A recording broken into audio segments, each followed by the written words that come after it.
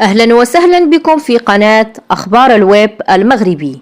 فيديو يثير الغضب: اعتداء جار على جارته وطفلتها. وقبل الخوض في التفاصيل لا تنسوا الاشتراك في القناة وتفعيلكم زر الجرس ليصلكم كل جديد. انتشر عبر شبكات التواصل الاجتماعي مقطع فيديو صادم قيل أنه جار يعتدي بوحشية على جارته وطفلتها بسبب خلاف حول أداء واجب الكراء.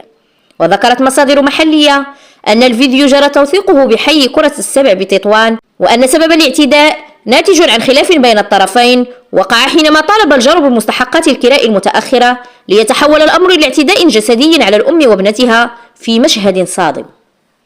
وتضيف المصادر ذاتها أن الفيديو الذي جرى تصويره من طرف أحد الجيران أظهر لحظات الاعتداء على المرأة التي حاولت الفرار قبل أن تتدخل العناصر الأمنية بعد تلقيها إشعارا بالواقعة، حيث تم توقيف المعتدي فورا من أجل التحقيق في ملابسات الحادث وتحديد المسؤوليات القانونية. وفي مواجهة الفضيحة تدخل جيران الطرفين بعد ذلك، وتم عقد جلسة ودية بين الجارين المتنازعين انتهت بالتصالح والتفاهم حول مستحقات الكراء، مع تقديم المعتدي اعتذارا علنيا للضحية وطفلتها عن تصرفاته.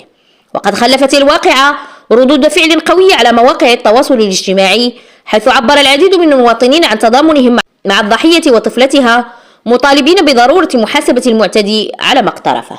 لا تنسوا الاشتراك في القناة وتفعيلكم زر الجرس ليصلكم كل جديد.